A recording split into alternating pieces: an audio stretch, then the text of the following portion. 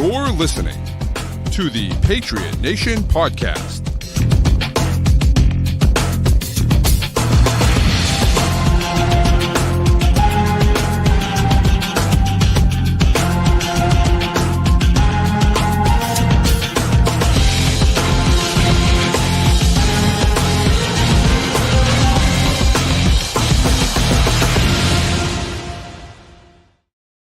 All right, welcome into another edition of the Patriot Nation podcast. As always, your guy, Pat Lane. Here is my man, Matt St. Jean. And Matt, the Patriots might be on a bye week this week, but this might be the most important weekend of the entire football calendar. That's right. It is the final weekend of the regular season in fantasy football. Playoffs start next week. It's all about seeding. Got to win those games. Maybe you could play spoiler if you're already out, like I am in a few of my leagues. And so, it's one of those things like jockey for position and see what happens and then hope you can make a run to the championship. Yeah, I'm checking out. You're in the playoffs in our league, right? Sure am. Yeah. I don't know. Playoffs. Wait, hold on. Maybe I'm not. Does the number one team make the playoffs? Like the number one team, did they make the playoffs? Well, you are third place right now, buddy. It's rude. I used to be the number one team. I remember those days. Those are good days. The league we're in right now is 3 teams at 10-3, 3 teams at 9-4, and those are the 6 in the playoffs. I'm in the 9-4 group. You are in the 10-3 group. That's insane. What's insane about that is that that's ridiculous. I have 500 less points than the number one team at 10-3. 500 less. How's that even possible? How am I 10-3? I don't know, man. That's wild. All right. Love to see it. Yeah, love to see it. Yeah, we might play in the playoffs. That could happen. So, yeah, I have a grudge match next week. Okay. That could be fun. I thought you were hyping this up though as the week of the college football conference championships. I thought that's where we were going with that. Well, I mean that too. Yeah, that's important. I guess that's for sure. Yeah, fine. Yeah, college championships. No, actually, this weekend. So I will say, the 12 team playoff makes the college makes these conference championship games so much more interesting because the Big Four conferences all get a bye, correct? And so the top 4 conference champions. Yeah, so you're automatically moving to the second round of the playoffs, which is incredible. Yeah. Right. And then it's like, well, everyone's kind of jockeying for power and position, right? So the ACC championship might depend, that might come down to whether a 3-loss SEC team makes the playoffs, right? So it's going to be really interesting to see what happens, this weekend. So yeah, this is going to be a fun weekend. I think I mentioned it on our last show that I was looking at that Tulane Army game this weekend. We'll see if I end up pulling the trigger on that on Friday night. Do it. Come on, you should do it once, bro. It's incredible. Could be the move. We'll see. I gotta check the weather for Friday night. See how cold. Come on, forget about the weather. Who cares? Throw some layers on. How many times is Army gonna be? Is it in West Point? Yeah, it is. Jesus Christ! How many times is Army gonna be hosting the conference championship game? That's a good point. If there's tickets, you got to go. That's incredible. Imagine they win. Come on, that'd be unbelievable. Army makes the flipping playoff. Come on. Well, I don't think they can. They can't, but they can't. But either way, right? I mean, it'd still be cool to see a conference championship game, at West Point. It'd be pretty unbelievable. It would be pretty fun. So, can't put a price on that. Well, I mean, you can't put a price on that. Well, you can literally put a price on it. That's actually what we're talking about. That's a great point. Yeah. So, but no, that would be a really cool take. So, one of those things. So, anyways, all right, let's get back to pro football, not fantasy football or college football. With pro football, the Patriots are on a bye week, but just a few kind of thoughts that we always do from last week. And I think that Tommy Karn talked about this on his podcast, and I tend to agree with him. One of the things that I love about the Lions, and one of the reasons I love the Lions so much, right, is they have almost weaponized confidence. Right? They have so much confidence in themselves, in their offense and their defense, that they just basically said, F it, we're going for it all the time on fourth down. We're going to go for it, and if it doesn't work, We don't care. We're going to go for it again. They played the Patriots and lost 29-0. They went 0 for 4 on fourth down, right? It was a disaster. It was an embarrassment. It was Bailey Zappi at quarterback, and they absolutely got their doors blown off.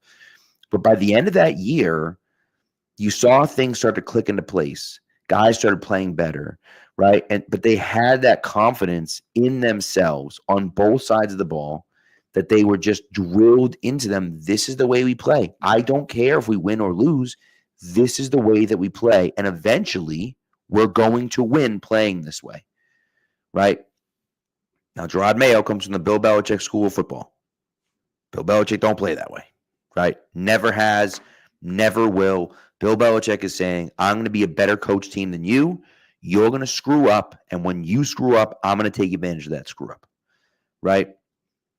You can't do that with a bad team. It just doesn't work, right?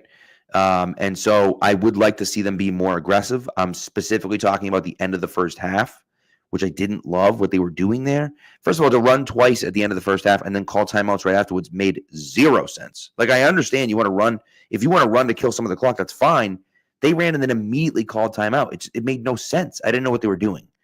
So that was concerning.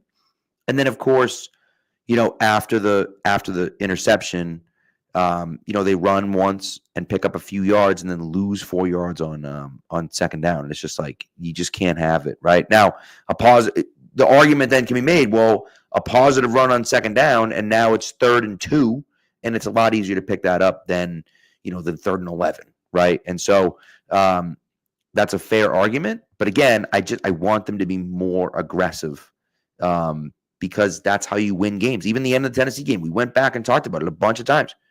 Go for 2. What are we doing? Indianapolis did the same damn thing to you. That's why you lost. This is something. You go back to the Jacksonville game. They needed a 2-point conversion to try to come back in that game. They go for it early. They don't get it. People start talking about the decision. The next couple times, a 2-point call comes up. Gerard Mayo gets conservative with it. Right. That is something, like, I think if you want to look at something where I want Gerard Mayo to be better down the stretch or next season, I want more consistency from him with his decisions first and foremost. Like you talked about Dan Campbell. He knows what he wants to do, and then he does it. Like, people talk about the analytics all the time with the Lions. They're not going for it on the 4th down because of the analytics. They're going for it on 4th down because they think they're a tough football team that can pick it up. Right. And in addition to that, the numbers have said, hey, this isn't as risky as we thought it was. Right. And you put the two together and it's like, all right, this is an identity we can stick to. And I think, like, I'm not one that really cares all that much what coaches say in their press conferences, but a pattern for Gerard Mayo in his press conferences has been saying something and then walking it back later. And you see it with the decisions on the field. He does something, it doesn't work. He goes to something else later. And I do think there's something that can be said for being willing to change your mind when things aren't working with on-field decision-making, but I don't think that's what we're seeing. No. I think he's just playing conservatively. And when you don't have a very good team and you play conservatively, you're going to lose a lot. You're going to lose a lot of one-score games because if the game's on, even turf, you're probably going to lose. You got to try to push the envelope, Obviously, very different circumstance, but the Red Sox aren't winning in 04 if Dave Roberts doesn't steal that base. Right. Sometimes you have to push the envelope and to be aggressive on this stuff to make things go your way. And, they tried it once, it didn't work, and they backed off that approach for the most part. That said, I do think, some of the end of half situational play calling, I think right now there are 2 wolves inside of this team. One wolf is saying we are a power running team. We want to be physical. We want to grind down opponents. It worked in week 1, take them to the hill. And I think they're trying to maintain that as an identity, to be able to say, hey, we want to be able to run through your face. The other wolf is the one saying your quarterback is the best player on your football team, and he should be touching the ball every single time that there is an important play. Right. And I don't think right now that they have figured out the correct balance of those two.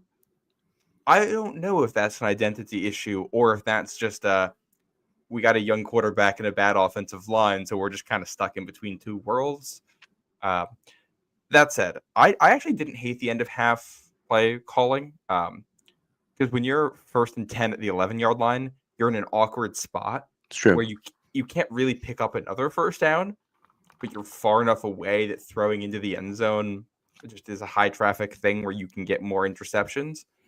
I don't hate running once, maybe twice there to cut down the yardage and give you way more options. You know, if you think you can run once and pick up 5 yards and get 2 plays from the 6, I like my odds with 2 passing plays from the 6 probably better than 3 passing plays from the 11. The issue is they just didn't execute on first down. Now, this said, what would have been potentially the game-winning touchdown was a 2nd and 10 run from the 11-yard line that Antonio Gibson took into the end zone. So, like, they were able to score with that play calling once. They just couldn't do it multiple times. And that's where I don't know how much of it's the play calling and how much of it is these guys can't execute offensively. I do have some criticism for the play. Definitely for the play calling we can come back to. But for that situational football, I think that Alex Van Pelt's still trying to figure out exactly what this team is best at executing, combined with the fact that they're not that good. Yeah. Well, and I also think too, like when you think, you hear people, and I will say, some of the criticism the Patriots receive is very warranted, right? And we've discussed some of it, and then some of it is just like, what are we talking about, man? Like, why are we arguing about this? I saw a 3-minute breakdown of the crossing route that, by the way, Kendrick Bourne has come out and said, I screwed that route up. He said it right after the game. I screwed that route up. I blew it. He said it, right? Some guy made a 3-minute long video about Alex Van Pelt is terrible and he's putting the Patriots in a tough situation. This play has no chance of working. Look at this. No one open. I don't know. He's like, you run across 2 crossing routes in the middle of the field with a curl behind it. Why would you ever do that? Doesn't make any sense. If Kendrick Bourne runs the right damn route, it's a touchdown to Hunter Henry. He's wide open in the end zone. Kendrick Bourne standing in front of him. Like, it's so not enough urgency. And that's the thing is, like, Kendrick Bourne, and that comes down to coaching. I understand that, right? But like, is this one of those early drives? Make sure it was. I think it was the first red zone drive. I believe it was down the first into your red end zone, right? Down in my end zone, correct? Yeah. Yes.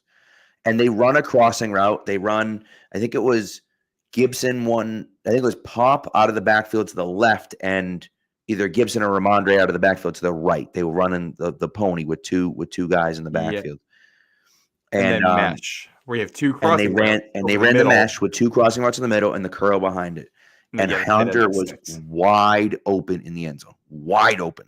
He had his guy on his back. He had 2 yards of separation. It was a perfect play. And KB just blew it. And so it's like one of those things where now you have guys jumping all over AVP because this guy sucks and he's never. And it's like, that should have been a touchdown, right? Like, and that's the frustrating part, right?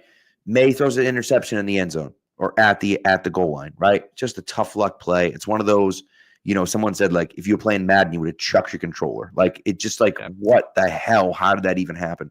Now, it was bad ball placement by Maye. You should have thrown it behind Henry instead of in front of him. But, like, still, it's a good play. It becomes an interception once a season. It's an incompletion in every other time. Right. And so then it becomes, so it's like the execution from Maye in that situation, and then bad luck turns into an interception. Should be a touchdown. Bad execution from Kendrick Bourne turns into an incomplete pass, which ends in a field goal. Right? There's 10 points right there. Right? And none of that, and then you can say some of that's on the coaching for the KB thing, fine. Right? But that's not play calling. Guys are open, right? And we're not hitting the exact spot. And listen, Maye's a rookie. Like, it wasn't a terrible throw. It just wasn't a great throw. He should have thrown it behind him instead of in front of him. But, like, it's just, man, the hate that man has gotten is incredible. It's insane. And, it's the only group that has consistently gotten better over the year. Yeah. Right? Like, and so it's like, it feels a little unfounded. Yeah, I agree. What I will say is this. I do think You have the player, especially on the Kendrick Bourne play, if the players aren't running the right routes or aren't running the routes correctly, or what I really think was the case on that match play is there wasn't enough urgency from anyone. Right. When one tell that you can see for how well plays are designed is, all right, when the quarterback gets to the back of his drop and sets his feet, are the receivers getting into a position where they can catch the football? And you look at where Maye is when he gets the top of his drop on that play, and like no one's close to being open. Like even if Bourne runs his route correctly, I don't know if that's a touchdown because I don't know if Maye has time to throw the ball because the guys just aren't getting to their spots fast enough. So like that does still come back to the offensive coordinator. Guys aren't doing what they're supposed to do. That said, this is how many offensive coordinators has Kendrick Bourne played under in New England? Right. 4 different. Quite a few. Yep. Inconsistency in his route running has been an issue for him under all 4 of them. So at a point, like there's a reason Kendrick Bourne is like probably a wide receiver 4 on a good team. I like him. I think he's a great teammate. He can be an explosive playmaker for you. He's just an inconsistent guy. Like that's who he is. He's going to have some really good games for you, and he's going to have some really bad routes out there, and he's a role player. Right now, you're asking him to be a top receiver. Way more than that. Yeah. Plays like that on Sunday don't really matter if he's playing 15 to 20 snaps, but when he's playing, however, 40 snaps or whatever it is out there, it becomes a bigger deal because it's going to happen more often and in higher leverage situations. But yeah, the interception, I thought that was like 90% Henry, 10% Maye, and then I watched the end zone view of it, and I'm like, oh, this is like 60% Maye, 40% Henry, because I think he misreads the defender, and he's trying to lead him away from the defender, and because he misreads it, he just puts the ball in the wrong spot. And, Henry probably should still catch that and make it a touchdown because he gets his hands on it, but Maye made it harder than it had to be and threw it to a spot where the defender could get involved. I think a spot like that in the red zone, in the end zone, you want to make sure that you're not letting balls get deflected. If you're missing, you want to miss low, you want to miss away from the defender, because if you miss too high, you miss close to the defender, balls can get in the air. And when balls get in the air, nobody has any idea what's going to happen there. You've entirely lost control of the situation. Yeah. Yep. Totally true. And then it, winds up being a freak play like that where it just happens to land on Henry and then the guy picks it off, and so it's not Maye's fault, but it is his responsibility, if that makes sense.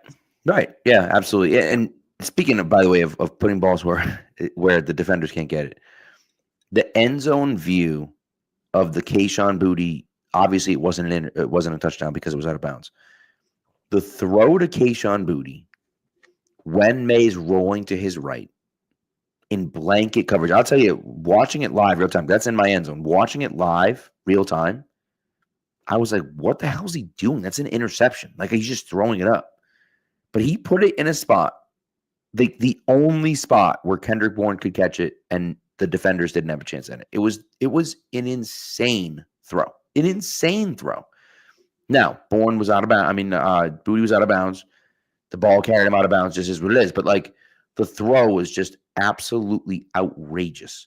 And that's the type of throw that Drake Maye can make. The one to Hooper I thought was really, really great, right? And my mom just mentioned it, so I'll throw it up here. But that's like the definition of putting it where only the guy can get it, right? Like, did you see the mic'd up that they put out with Maye today? With Brissett, where he's like that was incredible. That's hyping him up on the sideline. I love that. It was so good. But that's what you want. Like that's what Brissett is there to do, and he's doing a great job of it, I think. And that's why you bring a guy like Jacoby Brissett in, not to start a quarterback, but to help your young guy through, right? And that's exactly what he's doing. So, yeah. Anyways, I just think the AVP talk has gone. We've lost the plot here. Like it's getting to a point where it's like offense is improving, defense is not. And like, so maybe shift our focus to the defense side of the football instead of the offense side of the football. I mean, it's just like, come on. And so it's very frustrating. The Drod Mayo stuff, I thought, and I've been so damn busy this week. I haven't had a chance to read your piece. A lot of traction on your piece, a lot of comments on your piece. I know people, most people have seemed to like it. And I think I heard most of it on Sunday when you went through it. Right. And I think that, I like that your points, I think, are extremely valid. Yeah, I think, and like kind of the gist of my article, for those who haven't read it on Pat's Pulpit, is that, we shouldn't be keeping Gerard Mayo for next season because he didn't make enough mistakes to get fired. We should be keeping him, or whoever is coaching the team in 2025 should be coaching them because ownership believes that is the best coach for this group in 2025. And this is not, it's not a fire Gerard Mayo take, and it's not a keep Gerard Mayo take. It's this should be the organizational standard for who we're going to have next year, because Maye is like already kind of a good quarterback right now. Like, he's top 20 quarterback in this league as a rookie with this supporting cast. I'm not really worried about the quarterback position right now. He could be a top 10 quarterback next season. That I don't think would be remotely surprising right now. They have massive amount of cap space. They're going to have high draft picks. They can fix a lot of the holes on this roster next season. This team can compete for a playoff spot next year if they push the right buttons this offseason. And this happens. We saw the Texans do it in like 1 year. We saw the Cardinals, the Chargers, two teams that were going to be playing down the stretch here, were both teams picking at the top of the draft. And they have turned things around pretty quickly. Patriots have the opportunity to do that next year. Whoever's coaching needs to be someone who can take the team next year and make them good and develop them and raise the bar for everyone. And if that's Gerard Mayo, fantastic. I would love for it to be Gerard Mayo. I would be thrilled if that's Gerard Mayo. Yep. But like, if he's being brought in for the end of review and they're like, what happened in all these close games? And he's like, well, I can make this decision, and this decision, and we would have won them. I feel like we've kind of lost the plot, because we're not looking to solve the problems of 2024 again. Where it's not how can we take a 3-win team and turn it into a 6-win team with a couple close plays. Right. It's how can we what is the vision for the roster? Which free agent should we sign? How would you use them? How would you put them in the best position to succeed and elevate them? And why should we have confidence that you are the right person to do the elevating? And, that's Gerard Mayo's got a big test over the next 4 games that they're going to play against really good teams here. I don't expect wins in any of them. That's not what I'm going to be judging him by. I want to see improvement. We've seen it on the offense. Let's see it with the defense. Let's have a number of good games where the defense looks better. If Josh Allen plays well against them, Josh Allen plays well against them. If they force Josh Allen to have to beat them and he does it, fine. But if they're able to make life difficult for him, I'm going to feel a lot better. Elevate players on the defense and put them into positions to succeed. That's really what I want to see. And that's the standard you should use to evaluate this stuff. Like, this is the phrase I used in the article was that the iron is hot right now for this team.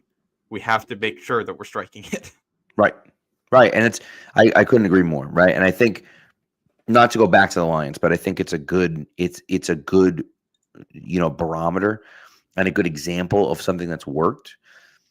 The Lions have a very clear vision, and they drafted guys to fit their vision.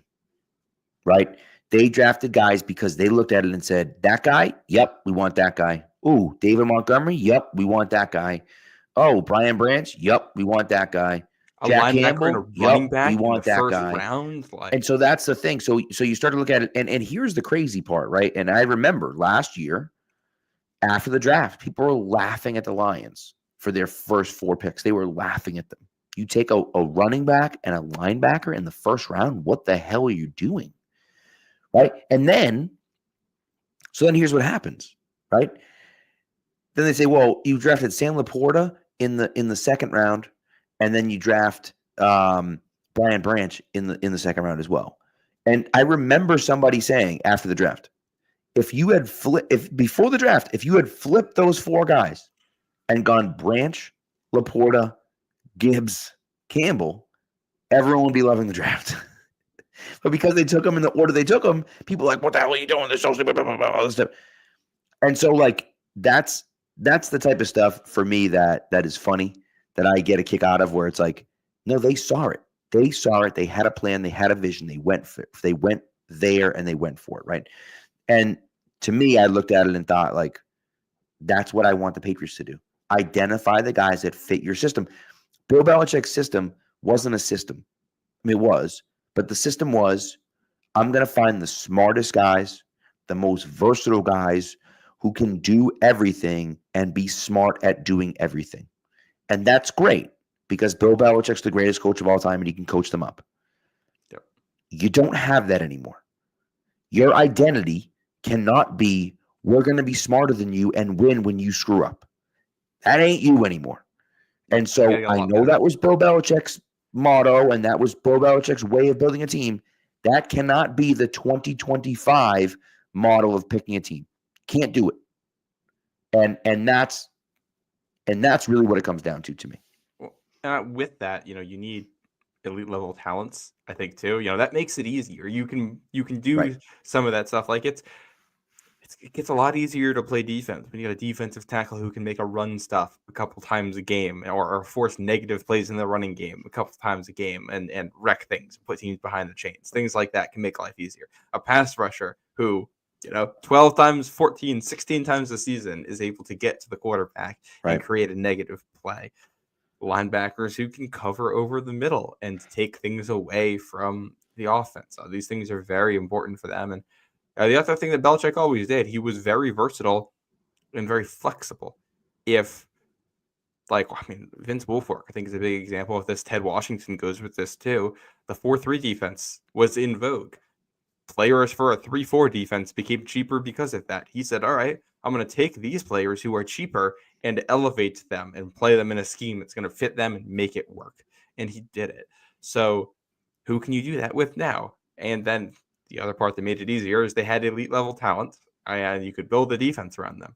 You can play versatile fronts. You can play 4-3 or 3-4 when you have Richard Seymour out there. Like that makes that easier. You can play whatever coverages you want when you've got Ty Law out there.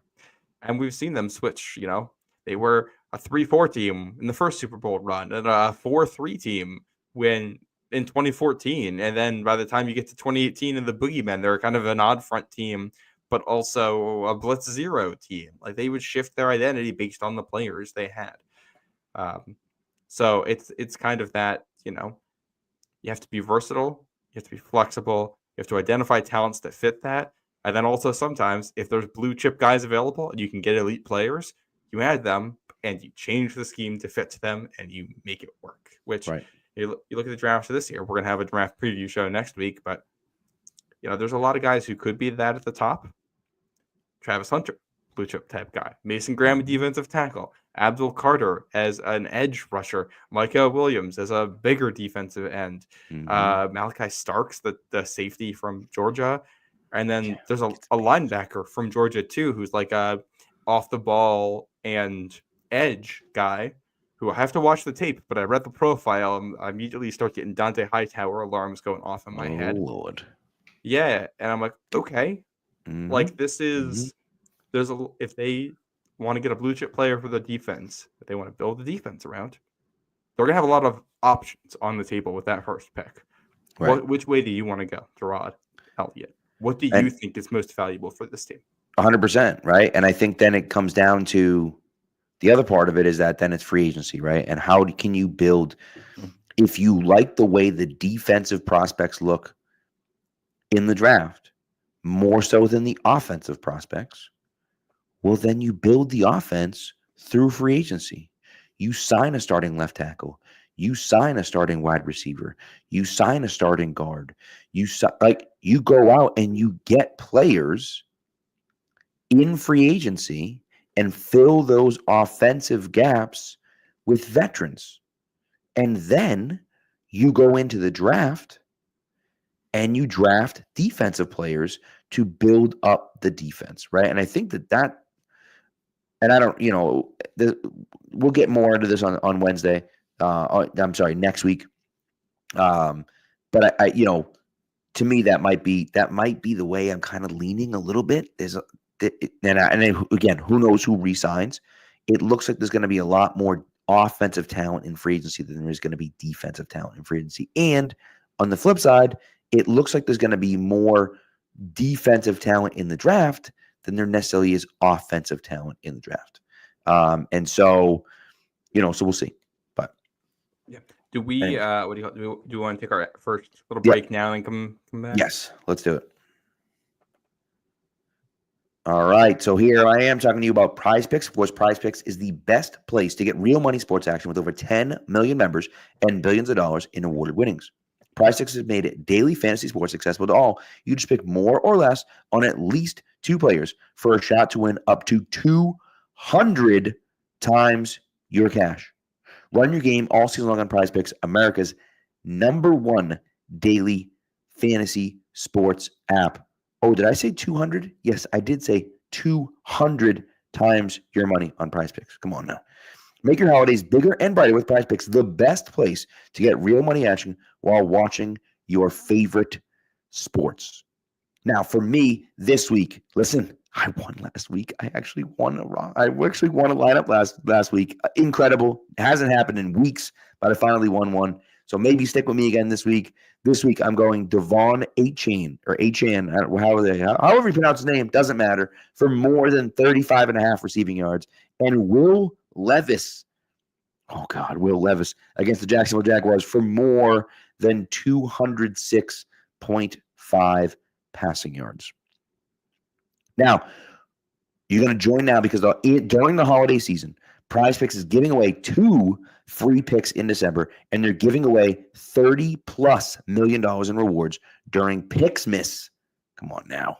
Can't beat that. So what you're going to do is you're going to download the Prize Picks app. You're going to put in the promo code CLNS, and you're going to get $50 instantly when you play your first $5 lineup. Again, download the Prize Picks app. Put in the promo code CLNS, and you're going to get $50 instantly when you play your first $5 lineup. Prize Picks. Run your game. All right. Okay. So, what do you want to? Should we talk about? I mean, we got a few. No, you're still muted. I'm muted. We got some comments I started that we. Yeah, I was gonna say let's get to some of the comments here. Yeah, there's one. The very first comment. If you're still here, Tommy, why isn't D tackle our biggest need? I can't tell if this is if you're asking or if this is like a rhetorical question. I think D tackle might be this team's biggest need. Mm-hmm.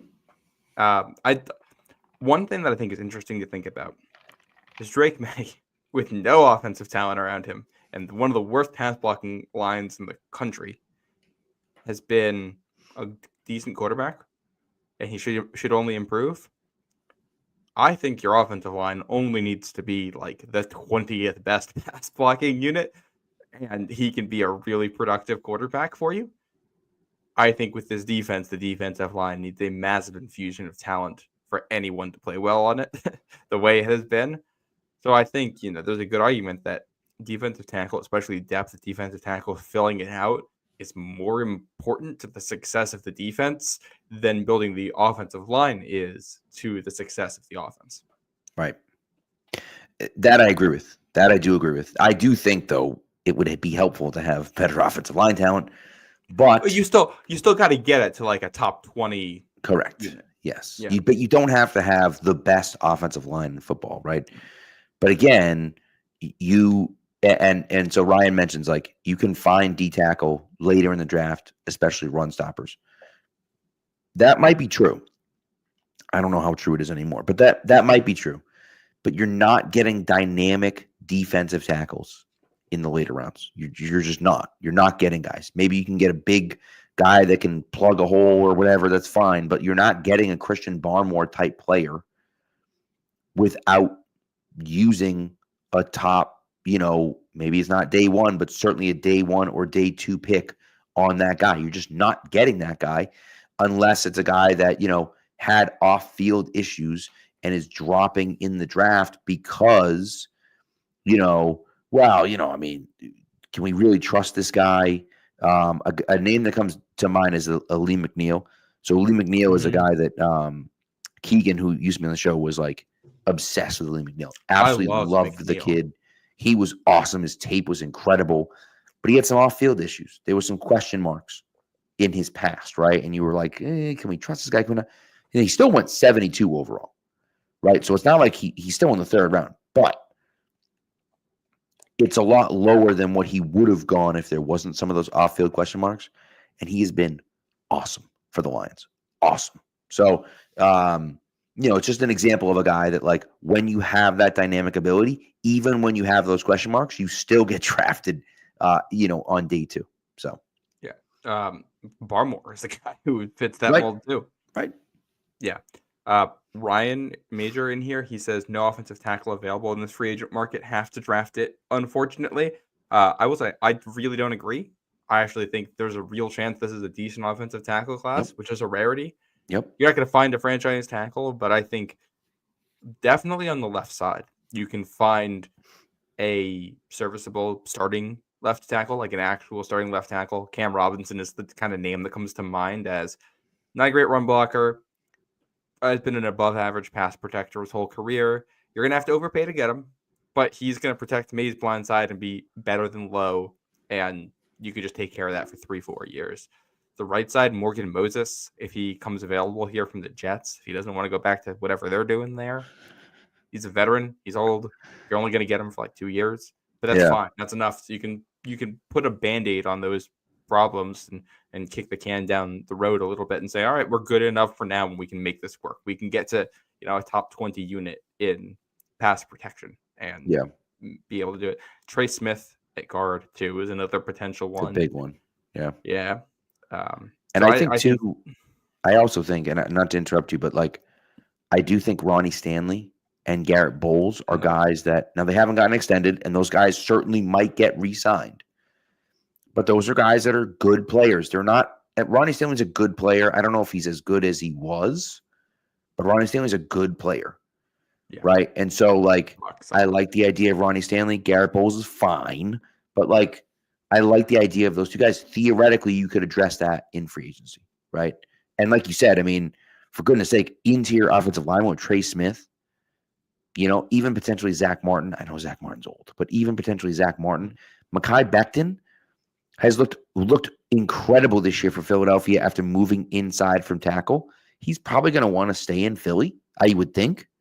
But like, if he doesn't want to stay in Philly and you can entice him to come, like, maybe it's Mekhi Becton instead of Trey Smith, depending on, maybe Trey Smith sticks around with the Chiefs or whatever. So, but like, there are options for the offensive line where you could look at it and say, our offensive line is significantly better day 1 next year because of guys that we brought in.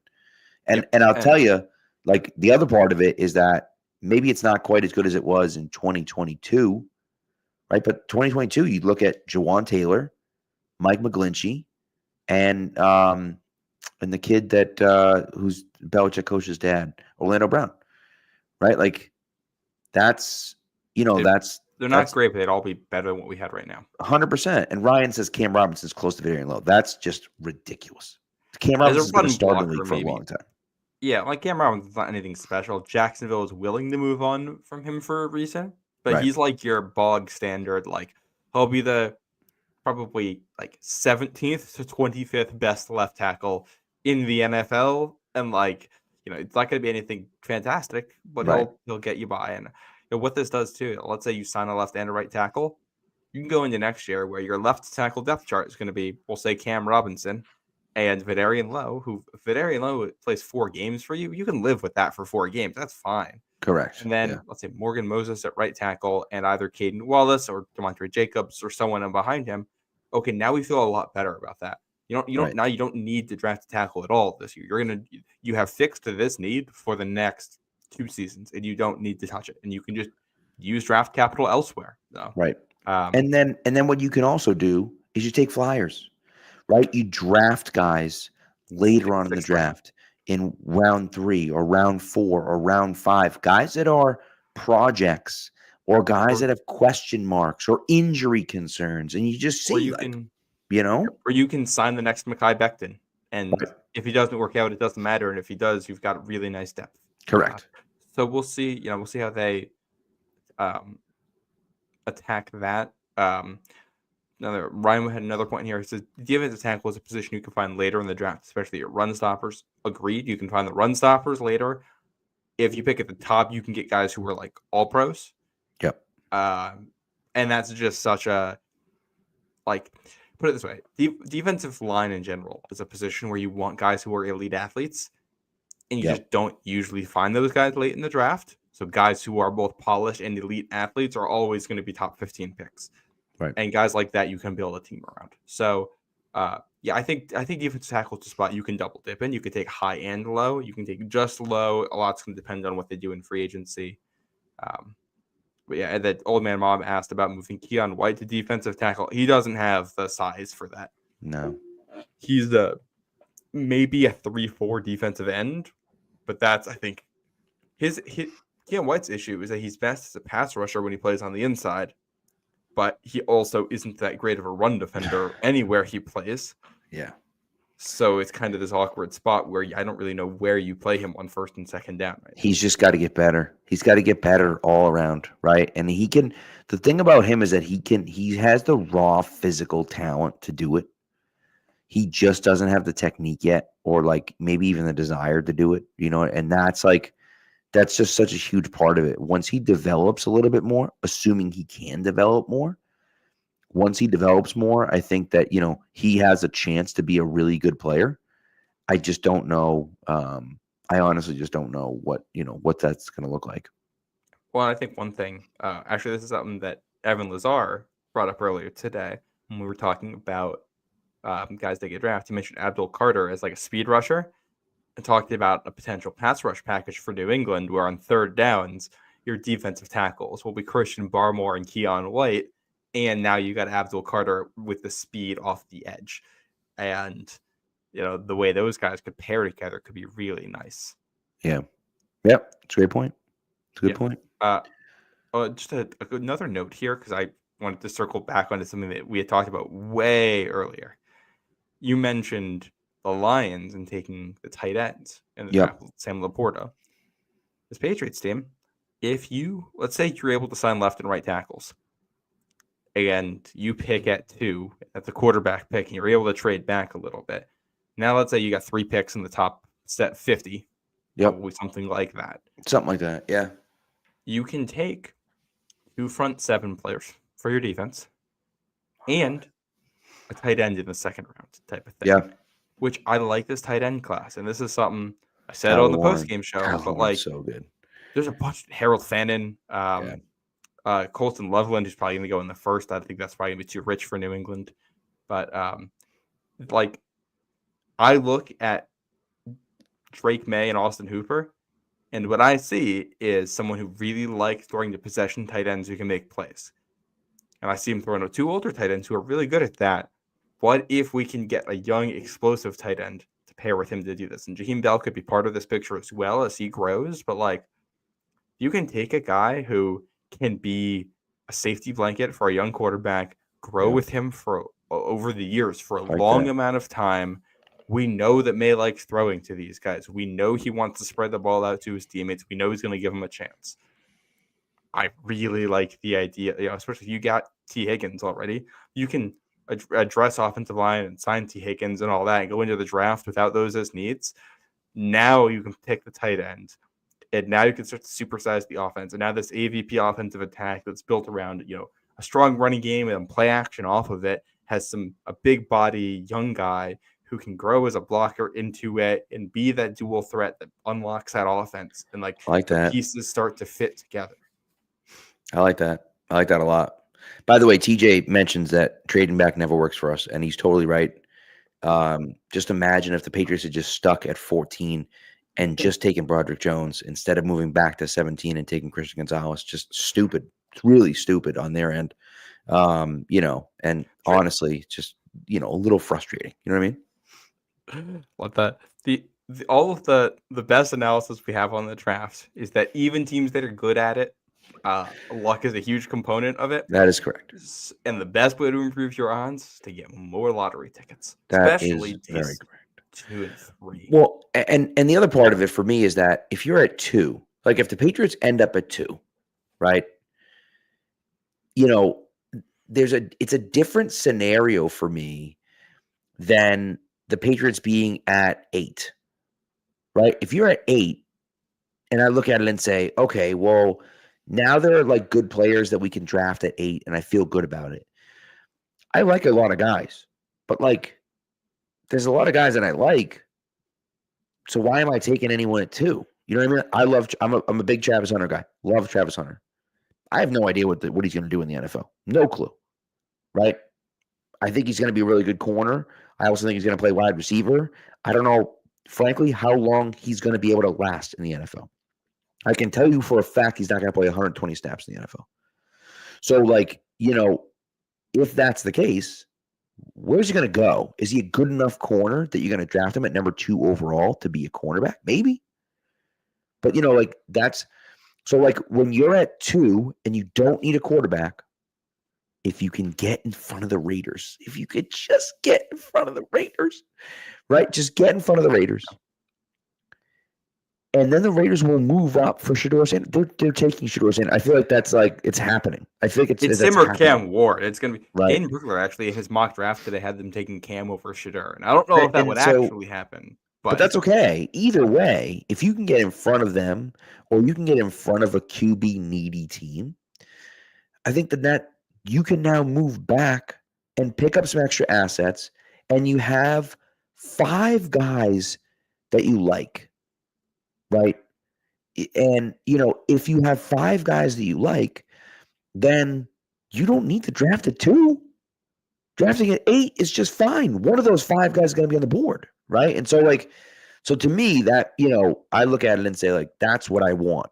Move back from 2 to 8 and get one of those 5 guys that you like, Yeah, I would really, really like that. Now, the issue is if every other team sees it this way and people don't like the quarterbacks enough to come up, well, you're out of luck. You're just going to have to stay put. Then that's the issue, right? A really weak offer to move down. But it's going to be a really interesting draft class for New England because there's so many options and so many needs that the direction they go will tell us so much about what this front office thinks is important, what they think you need to build a team around, what types of players, what scheme they want to run, all of that. Because they're kind of not a blank slate on defense. You have a corner, you have a defensive tackle, you're going to have a linebacker when Bentley's back. Yep. Safety, I feel like, is a question mark because we don't know what the future is for Jabril Peppers.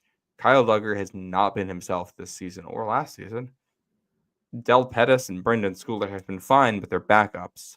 And Marty Mupp, who was just a healthy scratch.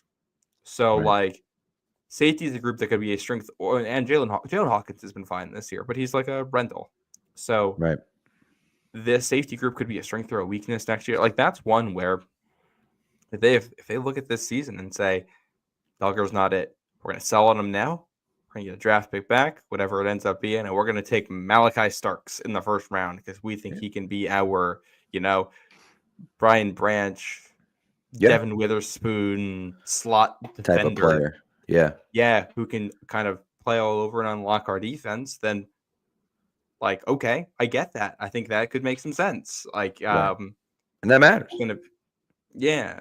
I do see Ryan saying that John Jones could be the future free safety. I don't hate that. Yeah. My only issue is that I think his ball skills haven't been great. He's got short arms and he isn't great at forcing knockouts, which I think is tough for a safety. Yeah. But I do think he or Hawkins, if you're looking for a guy to be a placeholder free safety while they address it, is fine enough. I agree. Yeah. So the last couple of weeks, I kind of felt like Jalen Hawkins has just been straight up a better player than Kyle Duggar in a lot of ways, which is not something I would have expected to say coming into the season. Yeah, honestly, probably not what you wanted to see coming into the season. It's a really good signing by Wolf there because I think Hawkins has grown through. Yeah. If you're looking for a guy who's got better this season, I actually think Hawkins defensively is somebody who's who's has improved. He's one of the few guys on defense who has. It's a good point. I actually think that Marcus Jones has done a pretty good job this year as well. So, but there's not a lot of defensive guys where you look at it and feel really good about the growth that they've made. Keon White's gotten a little bit better, but he hasn't taken a big leap or anything like that. So, and I think Keon White to me is the type of guy who becomes a really good player when he is a secondary guy for you. They're asking him to do everything right now. And all right, if they can get to a point where Anthony Jennings and Keon White are, not role players, but kind of a half tier down from where they are right now in importance to the roster because you've put better guys up there on the front 7 with them. Now things get so much easier for everyone involved. Even a guy like Devon, if Devon Godshaw can be your third defensive tackle, Barmore's 1, you get somebody else who could be your second guy. Godshaw's your third. Okay, that would make me feel a lot better about the position. I agree. Even like, I think they're going to need more depth at linebacker. You know, an interesting name at linebacker that stood out to me looking at potential free agents? Landon Roberts. Oh my God, dude. I thought you were going to say Nick Bolton, but yes, Landon Roberts. Yeah, it's interesting. If you're looking for, hey, you know what? We just when Bentley goes out, we're screwed. We'll just go get the other one. Yeah. Hey, listen, I got no problem with that. I will say, and people that listen to the show know that I love Nick Bolton. Like, just back the Brinks truck up and give it to Nick Bolton. The guy's an absolute. He's so freaking good. I love him so much. He's just awesome. He's an awesome player. And he's the type of guy that, like, I don't know if he's gonna. I doubt. Again, like, we're talking about Kansas City Chiefs guys, the Chiefs are just gonna, but they're gonna run out of money at some point. I mean, I don't know. So they're not gonna re-sign everyone. Can they re-sign everyone? Probably not. So we'll see. But I think Bolton would be a guy that they want to keep around, and they're going to make a really strong effort to do that. But if they don't, man, I love that guy so much. Yeah. You know what I thought was interesting? I think it was The Athletic that was talking about it over the summer, was that kind of making the observation that teams have not been great at drafting linebackers, like just identifying the best players to make that transition to the NFL. And that they've noticed that some teams have, instead of drafting linebackers, they just wait for guys to hit free agency and sign them, and they're okay overpaying them a little because you get the certainty of the professional evaluation and 4 years of development, and you know exactly what you're getting out of them, and just like, all right, we'll just pay that extra fee, and we're going to get a guy we know fits our scheme, and it's all going to work out. Yeah. So that's like, I haven't looked at who else is a linebacker free agent, so I'll have to see, but like, I wouldn't hate. It's not. I was just looking at the list: Ernest Jones, Nick Bolton, Dre Greenlaw, Jamie and Sherwood, Robert Spillane, Zach Bond, who's been incredible for Philly. Levante no way David, they let him go. No shot. Levante David, David Long, Kaiser White, and Tyrell Dodson. Although Dodson, I don't know if he's a free agent anymore because he got cut by the Seahawks. Although I think he was claimed. If he's still listed, if he was claimed, then it's the same contract. He's still a free agent. This one might be old though because it says Seahawks. And the Seahawks cut him. I don't know if he's. I don't know. Yeah, I don't know. But they're going to have options there. Like Bentley being back will help you, but I also think you got to make sure you're in a spot where when Bentley gets hurt, the whole defense doesn't crumble. Correct. He's getting older. He's going to retire at some point. Like you have to have a backup plan too. And I think when we look at this offseason, two players that'll be very interesting to see what they do with are Kyle Duggar and Jelani Tavai. Two players who've been very good in this defense before, who've had down years this year. Do they look at these players and say, we know why they're struggling this year, and we can make moves to make sure that they are still part of the solution to put them in better spots to succeed? Or do they look at those players and say, it's not going to work out for them in New England, we are going to move on, and we are going to find other different players to do specific things in those roles that are different? Yeah. It's a great point. And I will say I give more of a pass to Jelani Tavai because they lost Hightower, and now Tavai is trying to do something that that's just not his role. You mean Bentley? They still have Hightower. Did I say Hightower? They lost Bentley. I was going back to my Kyle Van Noy, where Kyle Van Noy, the same thing happened to Van Noy when Hightower got hurt, and Van Noy had to step in his spot, and he looked awful. And it was like he's just not what he does, So it just is what it is. I mean, but they don't have a choice but to put Tavai in that spot because there's no one else that can do it. And that's really the issue, that you just don't have the depth there. And Tavai can still do it, and he's okay. He's just not that good this year. And he was really good last year, and it's because he's playing a different role. Well, I think the big issue is that they have a number of linebackers who are really good at like see ball, get ball. Like we know where it's going. You're just going to hammer and go make the play. But they only had one guy who was really good at diagnosing the running play, blowing up a running lane, and allowing all of the other linebackers to just see the ball, get the ball. And that was Bentley. So now you're asking Tavai to try diagnose, and Christian Ellis to try diagnose what's going on, and Sione Takitaki to diagnose. And they just can't do it consistently enough, fast enough. Like that is the thing. And there's a world where they look at this linebacker core and they say, we're going to keep everything intact. We're going to bring back Takitaki, and we're just going to sign one depth guy behind Bentley who we know can do that role. and be kind of the quarterback of the defense and see things as they're happening and diagnose things. And everybody else can just be the hammer to the nail. And we think things are going to work. And I don't think that would be an unfair diagnosis of the problem. There's also a world where they say it's not working with Ellis, it's not working with Tavai, it's not working with Taki. We're getting rid of the whole room outside of Bentley, basically, and we're going to start over with different guys to do what we want them to do. So that'll be really interesting. Yeah, it's going to be a fun offseason. So, and we'll get more into it next week. We'll talk about that at the end of the show. So, All right, you want to do your ad read, and then we'll get into our picks of the weekend? Yeah. Okay. I'm down. Let me load it up right here. How's it going, everybody? I'm here to talk about Game Time. There's no better spot to get fast and easy tickets for sporting events, especially with Game Time picks. You can go on the site. You can look up any Patriots game that you want to go to down the stretch here. It's football season. We got all kinds of college football action. We got conference championships this weekend. We've got playoffs and bowl games starting after that. So you can put in whatever one of these games that you want to go to. Look at the map, hit Game Time picks, hit all-in pricing. What that's going to do, it's only going to show you the best value seats in the whole stadium, and it's going to show you the exact price that you are going to pay for that ticket. Makes it so much easier. It's hassle-free. When you go in and you click on all the dots around the stadium to see, which specific tickets you think you want, it's going to show you the view, from that section so that you know exactly what you're getting yourself into. I've used it before. It's been incredibly handy in buying tickets. I cannot recommend it enough. And with their lowest price guarantee, they'll credit you with 110% of the difference if you're not getting that lowest price. So, take the guesswork out of buying tickets with Game Time. Download the Game Time app, create an account, and use code CLNS for $20 off your first purchase. Terms apply. Again, create an account and redeem code CLNS for $20 off. Download Game Time today. What time is it? Game time. All right, love it. What did the picks look like last week? Let's pull this up. By the way, Old Man Mob, Jiminy Christmas, dude, 16-0 last week in his picks. Woo! Ooh. Hopefully he had some money on some of those picks because that's wild. That's insane. I love that. We were not quite as good last week. No. Pat, though, 4-1. Let's go.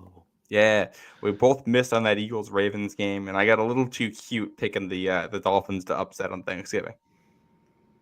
By the way, I subtweeted you.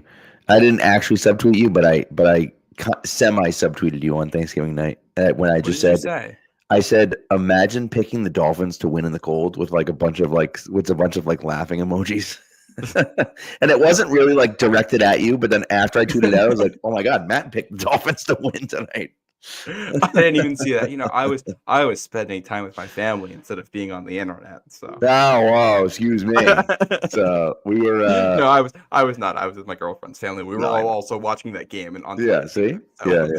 No, we drove to New York City Thursday night, and I think we talked about this on the show last week, but we got in and we watched literally the fourth quarter. When we got to the hotel room, we got there basically just in time for the end of the game. So. So then after it ended, I was like, oh my God, can you believe the flipping Dolphins, dude? No chance. They stink. Yeah, that was brutal. So with that, you are 42-23. I am 43-22. Oh, baby. And going into the home stretch, you're 5 weeks left. So what is that? 5 picks a week, 25 picks left? You got that right, sir. Great work. Great work there. I'm great at math. The games we got this week: Thursday night is Packers Lions, Sunday 1:00 Falcons Vikings, Sunday 4:00 Bills Rams, Sunday night Chargers Chiefs, and Monday night Bengals Cowboys. The Simpsons game. Oh yes, that's so good. So excited about the Simpsons game. Yes, but we'll start with that Thursday night game.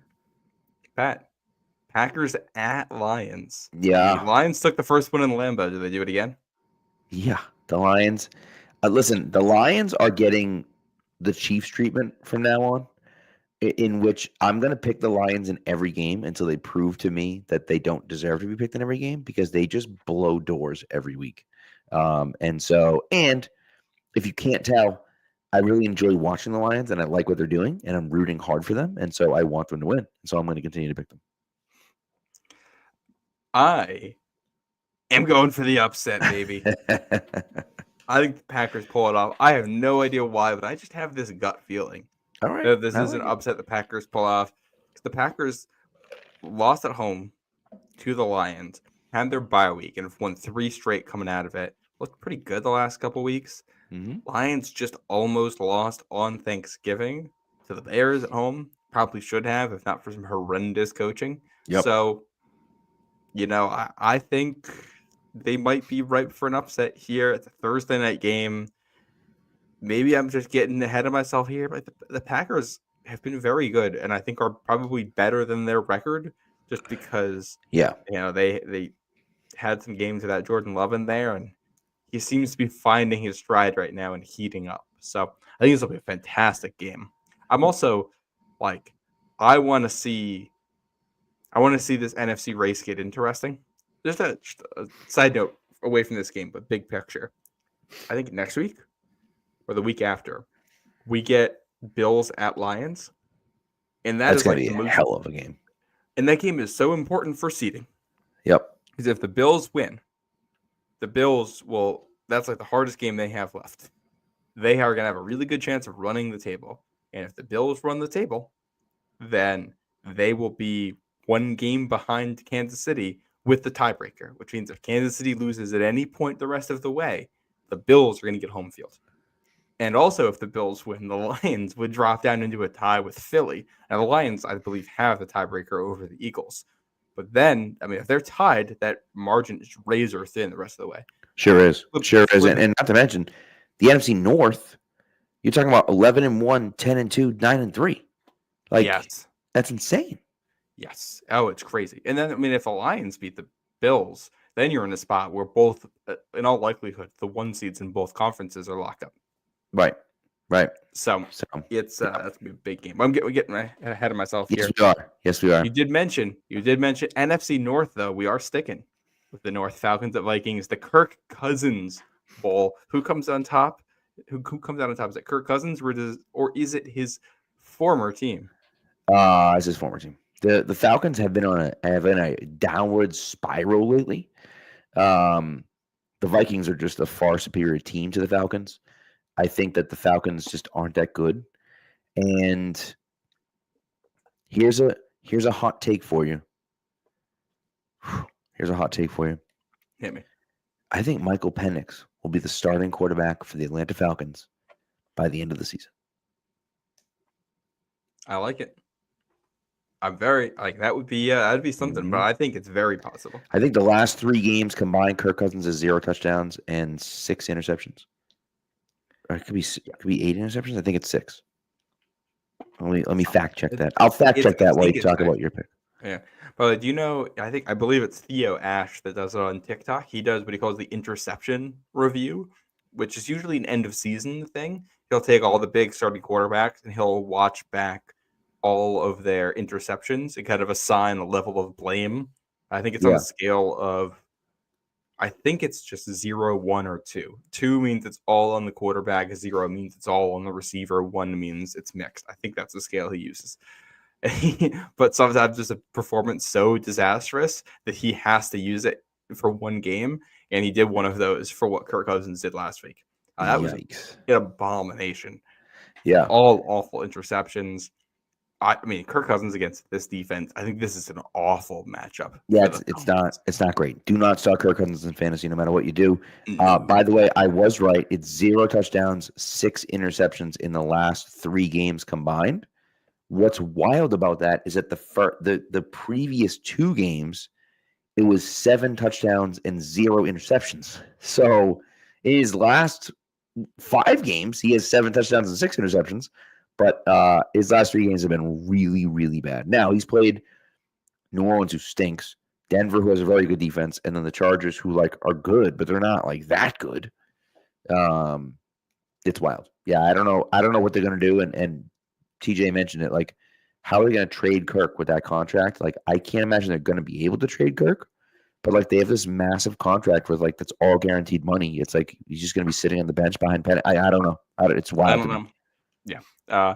I did. It's funny because I did mention back at the draft that there was a chance the Falcons spent as much money as they did and used the top 10 pick on a quarterback and still wouldn't have addressed the quarterback problem. Can you imagine? And there's a real chance we get to the end of the season and Penix does play and he looks terrible. Yeah. And now you go next year and you're like, what do? We just spent all this money and used a high value on quarterbacks and both of them stink. Yeah, that would be disastrous. I hope that's not the case. I like Penix. I hope it works out. But yeah, man. It doesn't look good. Both taking the Vikings there. Bills, Rams. I mean, this game was the opening game 2 years ago, 2 years ago. 2 years ago after the Rams won the Super Bowl, yeah. I don't know. I mean, the Rams are fine. They're fine. The Bills are a wagon. Like, the Bills are going to win. Just like, the Bills are winning this game.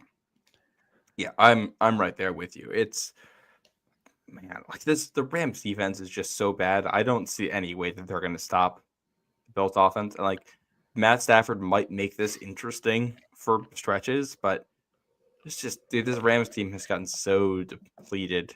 The offense, like they're not good enough in the trenches on offense. They're not good enough in the secondary on defense. Yeah. They're not a bad team, but they're not at this level. Correct. Agreed. All right, Chargers at Chiefs. This is the Sunday night game. Say it with me. I'm going to point at the sign. I'm going to tap the sign. I will not pick against the Chiefs. Won't do it. Can't do it. Won't do it. I don't care. Doesn't matter to me. I have to go with the Chiefs. Yeah. Pat, say it with me. I will not pick against the... Wait, how did that get there? Oh, yeah. I'm taking the Chargers. We're getting an upset. That's right. I'm taking two road divisional rivals to pull upsets in primetime this week. That's wild. We're getting Patriots and Lions. Chargers it's ballsy. Chiefs.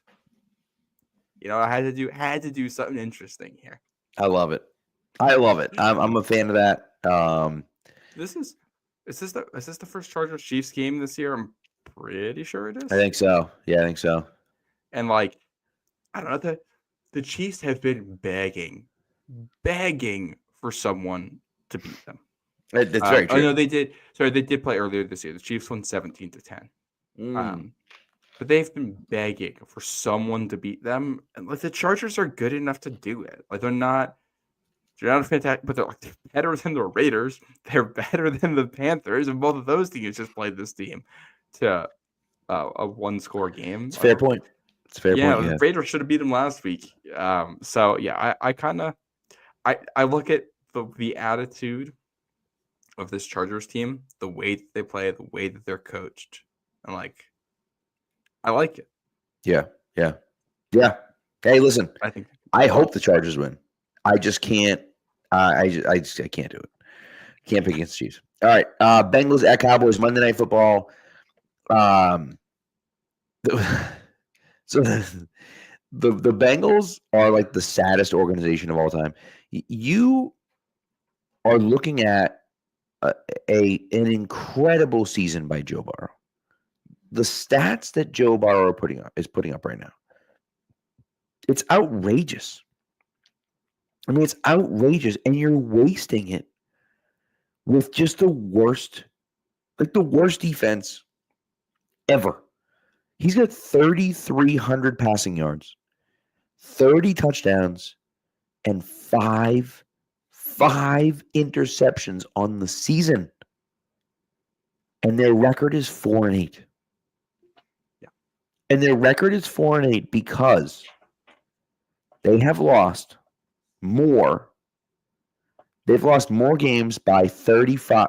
I'm sorry. They've lost more games while scoring 35 plus points than any team in NFL history. I think they're tied. I believe the number was, I think it was 28. They're tied for the most losses in a season while scoring 28 points, 30 points, 33 points, and 35 points. And like the 28 points is like 6. They've lost 6 games when they've scored 28 points. How is that even possible to lose 6 games while scoring 28 points? That's insane. And also it means that your offense has to be incredible because you're scoring that many points, right? They are second. They're actually tied for second worst points against with the Packers and the Bears. The Panthers have allowed more points than they have, but they're tied for second worst in the league. They've allowed 340 points this year, and they've scored 335. They have a 5-point differential, and they're 4-8. A 5-point differential. Meanwhile, the Chiefs have a 54-point differential, and they're 11-1. Yeah. So, like, the weird league. It's crazy. But anyways, all this to say, the Bengals are my choice because the Cowboys are just so sad, and they're so bad at everything. And so the Bengals should win, but that doesn't mean they will, but they should win. Yep. I am right there with you. I think we're going to see the Bengals steamroll them here. Like, it's a season that would be in line for an MVP season from Joe Burrow if this team were good. Yeah. Against, is it Cooper Rush who's starting for the? I don't even know who's starting for them this week. It is, in fact, Cooper Rush, yes. Yeah. Like, that's kind of all that needs to be said here, I think. And I'm not worried. Like, this isn't going to be some great home environment in Dallas for this game where it's going to be, a fearsome environment where the Bengals are going to go in and struggle. Like, it's going to be this is basically a neutral site game in a dome in great conditions where Joe Burrow and his two top receivers can shred a bad secondary. I'm sure Micah Parsons will make a couple plays, but other than that, this should be easy pickings for Cincy. That's certainly what I'm hoping, because if that's the case, I have a big fantasy matchup this week, and I have Chase Brown and Jamar Chase. And so it'd be very nice to get both of those guys. Big fantasy games, but we'll see. Yeah. But yeah. Do we do our prize picks now? Yeah, let's finish out our prize picks. I gave you my picks already, but I will read them to you again. My picks this week are Devon Achane, I don't know, whatever.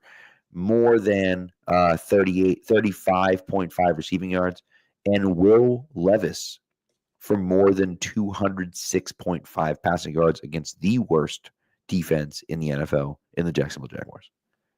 Oh yeah, I'm just taking 2 quarterbacks in one game. I love it. I'm going Tua for more than 247.5 passing yards against the Jets, and Aaron Rodgers for fewer than 211.5 passing yards against the Dolphins. Big fan of that. Aaron Rodgers just, oh God. By the way, here's the question I have for you. Mm-hmm. How much money would somebody have to pay you for you to watch the Aaron Rodgers documentary? Like, oh my God. The fact that like so much money, right? The fact that man has said, how many times now, we need to get rid of distractions, we need to focus in the building, we need to stop doing all the media stuff while filming a documentary. Yeah. He's such a clown. While filming a documentary. Just like, that is mind-blowing to me.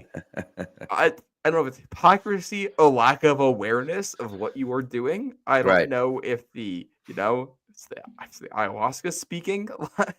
Well, and what's wild about it is that that he's the reason the coach got fired. Like, he can say he's not the reason the coach got fired. He's the reason the coach got fired. Mm-hmm. Because it was after 5 games. Like, they thought they were going to win games. Now, they started out bad. I get that. But it was 5 games into the season. The only reason Robert Saleh got fired was because Aaron Rodgers didn't like him and wanted him gone. That's it. So, what are you going to do? Old Man Ma, by the way, says $500. I think if you paid me $500, I'd probably watch the documentary. I'd struggle through it, but I would know that I'd get $500, and so I could manage that. See, I think the issue is this. If your goal is to watch the documentary and laugh at Aaron Rodgers, I think all it would take is getting me a bottle of bourbon to drink while I watch it, and I'd have a great time, unfortunately. That's a fair point. Yes. Because I suspect that documentary is not going to make him look fantastic. Oh, I think it's going to make him look as good as possible. I think he's going to think. He thinks it's going to make him look good. Well, that's exactly. Yeah. It's going to make him look good in the way that he wants to look good, which to everybody else is just going to look ridiculous. Yeah, that's a fair point. So. Yeah, we'll see. We'll see. I didn't even watch the trailer though. I wonder how. Me neither. I had no interest. I wonder how much the Jets are even in it. Like, are they? Is it even like? No. I don't even know. I don't know. Anyways, so stupid. Side note, Old Man Mob threw this in there. The Bengals should have traded T. Higgins and got something. I think that's a very fair point because they don't have the money to re-sign. It's going to be one of T or Jamar is going. Yeah, and you would think it would have to be T. Higgins. Jamar Chase and Joe Burrow are like good buddies. Like you would assume. You can't break that up. And Chase is the better receiver. Yes, absolutely. I mean, imagine if Jamar Chase became available. Like, holy Christ, he's incredible. He's an unbelievable receiver. I would trade New England's first-round pick this year for Jamar Chase. I wouldn't think about that. I would do that. That'd be easy for me. Because he's an incredible player. Yeah, well, he's better than any receiver you're going to get in the draft this year. Right. And he's good right now. So like, that would make sense to me. Yeah. If that became available, I would do that. And I would prefer that over T. Higgins because I think Jamar is that much better than T. Higgins. He's way better than T. Higgins. Like, I wouldn't even consider trading the first-round pick for T. Higgins. I probably wouldn't love trading the second-round pick for T. Higgins. I'd probably do it because you're going to get him over anyone. You know, he's better than any receiver you're going to get in the second round. Yeah. But, like, I wouldn't love it. I wouldn't feel great about it. Yeah. I would do, like, the second, see if I could get, like, a day 3 pick back. Right. Exactly. Feel a little bit better about it. Get a 6th the next year back in the deal. Something just like so you can say it's the anything. Same number of right. I got something else other than just T. Higgins. Yeah. But Side, I wanted to highlight this just to Old Man Mob mentioning that I was on the Pat's YouTube channel earlier. Thank you for the compliments there. For anyone who didn't see, I got invited to go speak briefly on the I forget the name of that show. Patriots Unfiltered, I believe it was. No, it's not. It's the one after. It's not. Unfiltered. It's like Patriots Press. They've got so many shows on there. It's the one with John Rook and Evan Lazar is the show. Playbook, Patriots Playbook. Yes. Nice. But I got invited to go on there earlier today and spoke on there for 10, 20 minutes, whatever it was, with John Rook and Evan Lazar about the team. So thrilled to go on there. They both do fantastic work. Shout out to John Rook in general. That man also broadcasts Providence College basketball games doing play-by-play. So when I was at Providence, he was someone I would talk to all the time and was a big reason I have gotten into doing all of this stuff. Someone I've spent a lot of time with. So great guy. Evan, also obviously fantastic at what he does. So Evan's a great guy, and that's really cool about John Rook. I've never met the guy. I've heard that he's a great guy. Never met him, but everything I hear is great. So fantastic. That's cool. A really cool opportunity. I'm not jealous at all. Totally not jealous at all. But no, it's great. I'm really happy for you, and that's awesome. So it's good as we continue you win and I win. That's great. You know what I mean? When you win, I win. It's great. It's fantastic. It's fantastic. Yeah. Yep. So anyway, so that's what we got. So thank you for tuning in, everyone. Really appreciate it. And we will see you next week. Maybe this weekend. Maybe Sunday. Maybe not. We haven't 100% figured that out. Thursday night next week, we're going to be doing a draft preview show. Matt and I are doing dueling mock drafts for Pat's Pulpit, which we're going to kind of reveal on the show on Thursday and then release at Pat's Pulpit on Friday. That'll be all the Pat's top for the first 3 rounds. So it'll be their top 4 picks that we're each doing, and we're gonna go back and forth going through our picks, talk about who we would take, other names that we could throw in there, do a little arguing and bantering between us about the picks. Of course. Have a good time. Yep, exactly. So anyways, well, thank you guys for coming. We appreciate it. Thank you to the chat, as always, for being quite lively. We appreciate all the great input, and we will talk to you guys on maybe Sunday, maybe Thursday. We'll see what happens. Take care, guys. Have a great weekend. Be good to each other. Go Pats.